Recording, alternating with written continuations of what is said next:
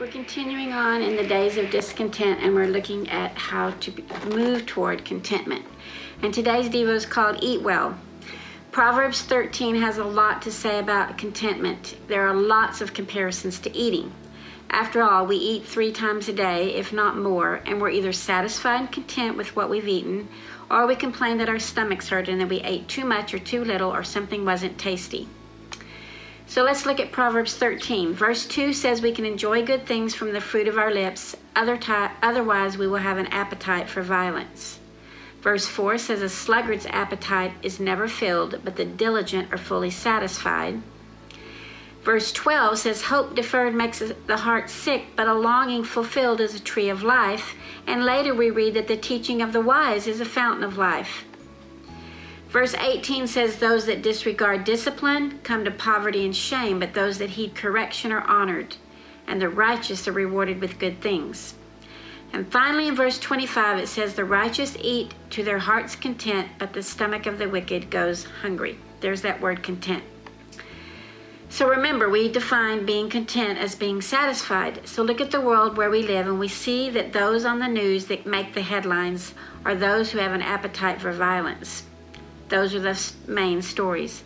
And what's a sluggard anyway? It's a lazy person that doesn't want to work, and they're never content.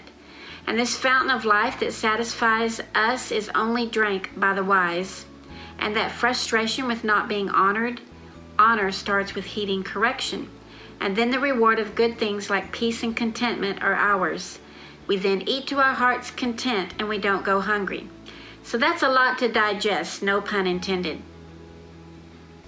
So let's think about the life of a person from the time we're a toddler to maturity and our habits of eating. Like we said last time, a baby demands and requires milk, but when it comes time to be weaned, the baby needs to move to bigger and better foods and drinks, although babies don't like it and they squirm at first. And what about toddlers? Well, they might have a voracious appetite, but it's for the wrong things. They want this and that, they take it by force, they eat off the ground or from the trash or from the dog's bowl. But as a human matures, hopefully we begin to go to work, to be diligent to obey, listen to the correction of our mother and father and the words of the Father. And in that turning point from a frustrated, self-absorbed toddler to a mature adult, we learn to eat well. It's a crucial stage. The only way to stay on a path toward great contentment is to eat well and be wise. I once watched a movie called Forks Over Knives, and in that movie they drew a diagram of our stomachs.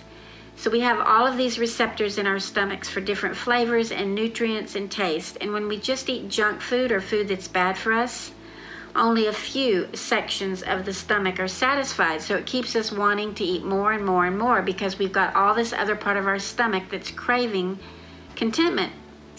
And the rest of our stomach's just screaming and yearning for more, and yet we continue to chew and swallow junk, never feeling full or satisfied.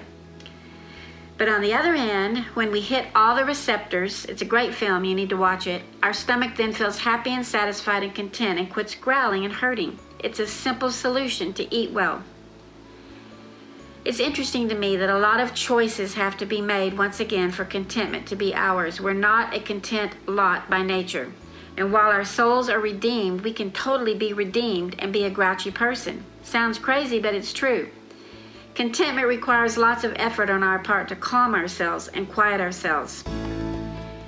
In this chapter, we see that we're to be diligent, enjoy good things, and when we've worked and eaten a good meal and have a roof over our head, we're to enjoy what we have and not pine and whine for more.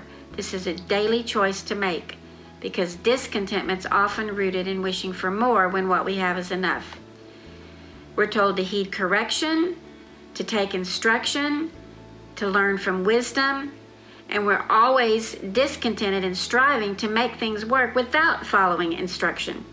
I can't tell you how many times our kids tried to make a toy work without reading the instructions, only to be completely frustrated to the point of wanting to throw that toy away.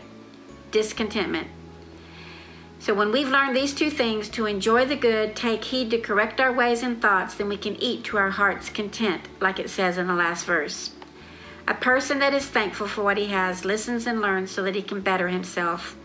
And that's a person to watch and observe, because that person has learned a huge secret to stepping out of the days of discontent into full days of contentment, having hit all the receptors so that no growling is heard. Want to be content? Eat well, take heed, and enjoy the good things of life.